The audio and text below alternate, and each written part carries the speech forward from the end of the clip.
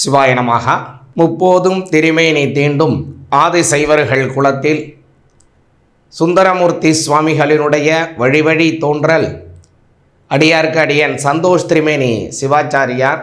Next gen நேயர்கள் அனைவருக்கும் அன்பான வணக்கம். நாம் இந்த பதிவில் உங்களுடைய ராசிக்கு மார்ச் மாதம் 2025 எந்த மாதிரியான பலன்கள் அப்படிங்கிறத பார்ப்போம். அதற்கு முன்பாக இந்த மாதத்தில் எந்த மாதிரியான கோச்சாரங்கள் நடந்து கொண்டிருக்கிறது, எந்த மாதிரியான இந்த கிரக சஞ்சாரங்கள் அப்படிங்கிறத கொஞ்சம் முதல்ல கவனித்து போங்க. முதல்ல நம்மளுடைய ராசி கட்டத்தை பார்த்தீங்க அப்படின்னா, இந்த மாதம் முழுவதுமே குரு பகவான் ரிஷபத்தில் இருக்கார். அதே போல் செவ்வாய் பகவான் பார்த்திங்கன்னா மிதுன ராசியில் தான் சஞ்சாரம் செய்கிறாரு. அதே போல் கேது பகவான் கன்னி ராசியில் சஞ்சாரம் செய்கிறாருங்க. அதே போல் சூரிய பகவான் ஆரம்பத்தில் முதல்ல கும்பத்தில் இருக்கார். சனி பகவானும் அதே இடத்துல, சனி பகவான் அதே கும்பராசியில் மட்டும்தான் இந்த மாதம் முழுவதுமே இருக்காருங்க. சந்திரன் இருக்கார். சந்திரன் பகவான் பார்த்திங்கன்னா 2.5 நாளுக்கு ஒரு முறை அவர் சஞ்சாரத்தை மாற்றிக்கொண்டே போயிடுவார். இப்போ அந்த சூரிய பகவான் பார்த்திங்கன்னா இம்மாதம் 15ஆம் தேதி வெள்ளிக்கிழமை அவர் என்ன பண்ணுறார் அப்படின்னா, கும்பராசியிலேருந்து மீன ராசிக்கு பயிற்சி ஆகிடுவார். இந்த மீன ராசிக்கு பயிற்சி ஆகிறது அப்படிங்கிறது தான் நாம் என்ன சொல்லுவோம்னா பங்குனி மாதம் அப்படின்னு சொல்கிறோங்க. ஆக இந்த பங்குனி மாதம் அப்படிங்கிறது என்னன்னா, சூரிய பகவான் கும்பராசியிலேருந்து மீனராசிக்கு சஞ்சாரம் பண்ணி மீனராசியிலே இருக்கக்கூடிய காலம்தான் பங்குனி மாதம் அப்படின்னு பேர். அதனால் இந்த 15ஆம் தேதி சூரியனுடைய பெயர்ச்சி நடக்க போகுது. சரி, அதே மாதிரி மீனத்தில் பார்த்தீங்க அப்படின்னா புத பகவானும் சுக்கிரன் ராகு ஆகிய 3 கிரகங்கள் முதல்ல இருக்குது. இதில் என்னென்ன ஈவெண்ட் நடக்குது அப்படின்னு பார்த்தீங்க அப்படின்னாங்க, முதல்ல இம்மாதம் மார்ச் மாதம் 4ஆம் தேதி செவ்வாய்க்கிழமை பார்த்தீங்க அப்படின்னா சுக்கிர பகவான் வக்ரகதியை மாற்றிக்கிறாரு. அவர் நேர்கதியில் தான் எப்போது இப்போ போயிட்டுருக்காருங்க. அவர் என்ன செய்கிறார் அப்படின்னா ரெட்ரோகிரேட் அப்படிங்கிற ஒரு மோஷனை மாற்றிக்கொள்கிறார். அப்போது முன்னோக்கி போய் கொண்டிருப்பவர் அப்படியே பின்னோக்கி வர ஆரம்பித்து விடுவார்.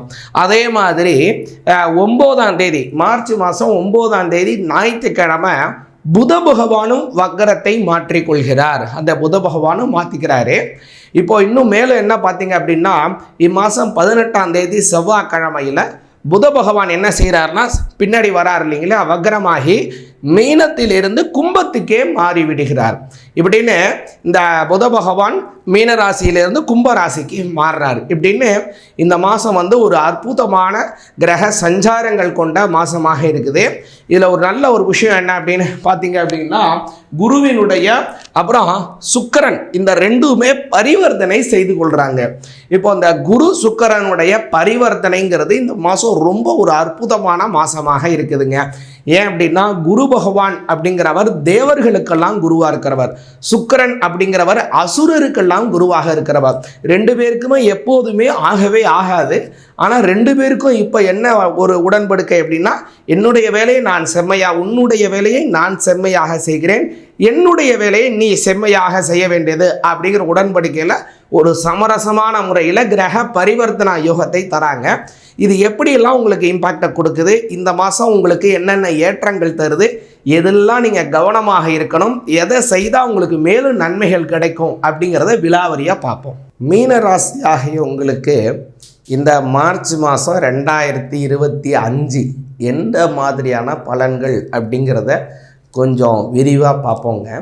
இந்த மாதம் உங்களுக்கு ரொம்ப நல்ல விஷயங்கள், பல விஷயங்கள் நல்ல சாதகமானபடி இருக்குது. சில விஷயத்தில் நீங்கள் கவனத்தில் கொள்ள வேண்டிய விஷயமும் கொஞ்சம் இருக்குது. முதல்ல நல்ல விஷயம் என்ன அப்படின்னு பார்த்தீங்கன்னா, மீனராசிக்கு 4ஆம் பாவத்தில் இருக்கக்கூடிய செவ்வாய் பகவான், அதாவது கும்பராசிக்கு, அதாவது மீனராசிக்கு பார்த்தீங்கன்னா 1, 2, 3, 4ஆம் இடத்தில் இருக்கக்கூடிய செவ்வாய் பகவான், அந்த செவ்வாய் பகவான் பார்த்தீங்கன்னா 2ஆம் பாவத்திற்கும், அதாவது 2ஆம் பாவத்திற்கும் 9ஆம் பாவத்திற்கும் உடையவர் 4ஆம் பாவத்தில் போகிறாரு. இது உங்களுக்கு என்ன விஷயம் அப்படின்னு கேட்டிங்கன்னா, உங்களுடைய குழந்தைகள் 4ஆம் பாவங்கிறது 5ஆம் பாவத்துக்கு 12ஆம் பாவமாக ஆகிவிடும்.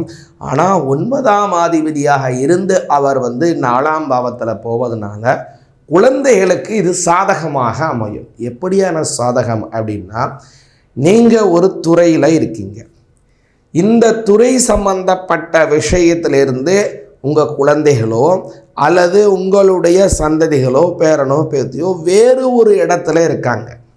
நல்லா புரிஞ்சு கொள்ளுங்க. நீங்கள் அல்லது உங்களுக்கு உங்களுடைய துறையே அமையாமல் இருக்குது. இல்லை நான் கல்யாணமே பண்ணிக்கல, குழந்தை குட்டியே இல்லை பையனுக்குன்னு அப்படின்னா, உங்களுக்கே ஒரு ஸ்திரத்தன்மை அற்ற ஒரு ஒரு ஒரு ஒரு நிலை இருக்குது. அப்போது நீங்கள் எதை செய்தால் உங்களுடைய பெரியவங்க அல்லது உங்களுடைய மேலதிகாரி அல்லது உங்களுடைய தாய் தந்தையர் அவங்களினுடைய விஷயத்தை நீங்கள் பூர்த்தி செய்ய முடியுமோ, அவங்களுக்கு எது திருப்தியாக அமையுமோ அந்த சூழ்நிலைக்கு நீங்கள் மாறுவீங்க. கொஞ்சம் குழப்பமாக இருக்கிற மாதிரி இருக்கலாம். இப்போ விலாவரியாக தெளிவாக சொல்கிறேன். இப்போ உங்களுக்கு அதாவது இப்போ நீங்கள் வயசானவர் அப்படின்னு வச்சுங்க, இதை நீங்கள் கவனிச்சிங்க. உங்களுடைய குழந்தைகளுடைய வளர்ச்சி உங்களுக்கு கொஞ்சம் திருப்தி அல்லாத சூழ்நிலையாக இருக்கலாம். எதனால் அப்படின்னாங்க, உங்களோட 5ஆம் அதிபதியாக இருக்கக்கூடியவர் சந்திரன், அதே மாதிரி 9ஆம் அதிபதியாக இருக்கக்கூடியவர் செவ்வாய். இப்போ சந்திரன் செவ்வாய் ரெண்டுமே உங்களுடைய குடும்ப அடுத்தடுத்த சந்ததிகளினுடைய வளர்ச்சிக்கு ரொம்ப முக்கியமானவங்க. 2 பேருமே கொஞ்சம் சரியானபடியான சூழ்நிலையில் சரியான சந்திரன் அப்படி மாதம் போயிட்டு இருந்தாலும் செவ்வாய் கொஞ்சம் சரியானபடி இல்லை. உங்களுக்கு 12 இருந்தார், ஜென்மத்தில் இருந்தார், இப்போ 3 இருந்தார், இப்போ தான் 4ஆம் பாவத்துக்கு நல்ல ஒரு அமைப்புக்கு வந்திருக்கார் இல்லைங்களா? அப்போது இந்த சமயம் அப்படிங்கிறது உங்கள் குழந்தைகளினுடைய வளர்ச்சி உங்களுக்கு திருப்தியாக அமையும். புரியுதா உங்களுக்கு? சரி, இப்போது நீங்கள் சாதாரண ஒரு இளைஞன் அப்படின்னு வச்சுப்போம். நீங்கள் மீனராசிக்காரங்க ஒரு சாதாரண இளைஞன் அப்படின்னா உங்களுக்கே உங்கள் வளர்ச்சியில் ஒரு திருப்தி இருக்காது.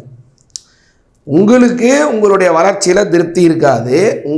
அதே மாதிரி உங்களுடைய வளர்ச்சி மேலே அக்கறை கொண்ட உங்கள் வீட்டில் இருக்கக்கூடிய அப்பாவோ அம்மாவோ அவங்களுக்கும் உங்கள் மேலே ஒரு திருப்தி இல்லாத சூழ்நிலையாக இருக்கும். அப்போது உங்களுடைய ஒரு நடவடிக்கை அல்லது நீங்கள் சேரக்கூடிய ஒரு வேலை அல்லது உங்களுக்கு கிடைக்கக்கூடிய ஒரு ப்ரமோஷன், உங்களுக்கு ஏற்படக்கூடிய ஒரு அபிவிருத்தி உங்கள் வீட்டில் இருக்கக்கூடியவங்களுக்கு அது ஒரு பெரிய சந்தோஷத்தை ஏற்படுத்தி தரும். புரியுதுங்களா இப்போ உங்களுக்கு? அதனால் 2மே ரொம்ப ஒரு அபரிமிதமான வளர்ச்சி. உங்களுடைய குழந்தைகளுக்கும் ஒரு வளர்ச்சி, உங்களுக்கே ஒரு வளர்ச்சி. 2மே இது வேலை செய்யும்.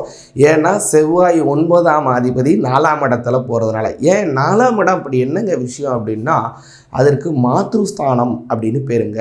மாத்ருஸ்தானம் ஒரு குழந்தைகிட்ட அம்மா இருந்தால் எப்படி போஷாக்கா அதை பேணி பாதுகாக்கிறாங்களோ அதுபோல் மென்மையான ஒரு ஸ்தானம் 4ஆம் பாவம். அதனால தான் வீட்டு வாகனம் அது மட்டும் இல்லை, அதற்கு சுகஸ்தானம் அப்படின்னு சொல்லுவாங்க 4ஆம் பாவத்தை.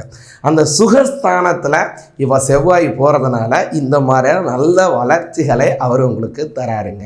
இது ஒரு பெரிய ப்ளஸ் உங்களுக்கு. சரி, அதே மாதிரி நிறைய விஷயங்கள் இந்த குருவாகட்டும், 3ல் இருக்கக்கூடிய குரு, இது உங்களுக்கு ஒரு பெரிய ப்ளஸ் தான். ஏன்னா இந்த குருவில் இருக்கக்கூடிய குரு கேதுவை 7ஆம் பாவத்தில் இருக்கக்கூடிய கேதுவை பார்க்குறாரு. உங்களுக்கும் வாழ்க்கை துணைவருக்கும் நல்ல அபரிமிதமான வளர்ச்சி, கல்யாணம் ஆகாதவங்களுக்கு கல்யாணம் ஏற்படுறதுல நல்ல விஷயங்கள் நடக்கும். எதில் கவனமாக இருக்கணும் அப்படின்னு பார்த்தீங்க மீனராசிக்காரங்க அப்படின்னா, சனி பகவான் 7.5 சனி நடந்துகிட்டு இருக்குங்க. அதில் ரொம்ப கவனமாக இருங்க. இதில் 15 தேதி வரை பார்த்தீங்கன்னா சூரியன் 12ஆம் பாவத்தில் இருக்கார். சூரியன் பார்த்தீங்கன்னா 12ஆம் பாவத்தில் இருக்கார். சூரியன் உங்களுக்கு 6ஆம் பாவத்திற்கு அதிபதி. 6ஆம் அதிபதி 12ஆம் பாவத்தில் மறைவது யோகம். கெட்டவன் கெட்டிடில் கிட்டிடும் ராஜயோகம். இது ஒரு ராஜயோகமான ஒரு அமைப்பு மட்டும் இல்லை, 7.5 சனியோட உபாதையை கொஞ்சம் குறைச்சிருவார். அதனால் 15 தேதி வரைக்கும் நல்லமாக இருக்கும். இந்த சூரிய பகவான் மாறிட்டார் அப்படின்னா உங்களுக்கு கொஞ்சம் அந்த 7.5 சனியினுடைய உபாதை கொஞ்சம் அதிகமாக இருக்கும். அதனால் முக்கியமாக என்ன செய்யுங்க அப்படின்னு நல்லா கேட்டுங்க அப்படின்னா, குலதெய்வ வழிபாடை செய்யுங்க. உங்கள் குலதெய்வம் என்னவோ அந்த குலதெய்வத்துக்கு வருடத்திற்கு ஒரு முறை நிச்சயமாக போயிட்டு வரணும். உங்களுடைய முன்னோர்கள் எப்படி கும்பிட்டாங்களோ அதே மாதிரியே நீங்களும் அந்த சாமியை கும்பிட்டு வாங்க.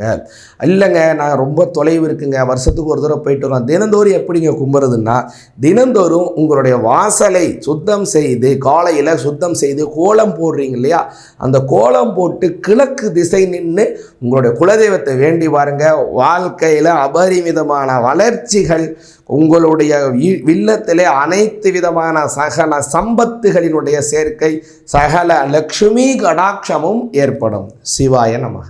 இப்போது நெக்ஸ்ட் ஜென் நேர்களுக்காக இப்போது உங்களுடைய ராசி பலனை இப்போ தெளிவாக பார்த்தோங்க. இப்போ நம்ம பார்த்த இந்த ராசி பலன் அப்படிங்கிறது உங்களுக்கு பூர்ணமாக கொடுக்க வேண்டிய ஒரு அமைப்பு உள்ளது. இருந்தாலும் உங்களுடைய ஜாதக ரீதியாக இது உங்களுக்கு சரியாக கிடைக்கல, இது கூட குறைச்சி இருக்குது அப்படின்னா ஏதோ ஒரு கிரகம் உங்களுடைய ஜாதகத்தில் கொஞ்சம் எதிர்வினை ஆற்றி கொண்டு இருக்கு அப்படிங்கிறத புரிஞ்சு கொள்ளுங்க. சரி, அது உங்களுடைய ஜாதகம் சார்ந்த விஷயத்தை அறிந்து கொள்ளணும், உங்களோட தனித்துவமான வளர்ச்சி சார்ந்த விஷயங்களை பேசணும் அப்படின்னா அடியனுடைய அந்த கீழ்காணும் நம்பருக்கு வாட்ஸ்அப் மூலம் தொடர்பு கொள்ளுங்க. சிவாய நமக.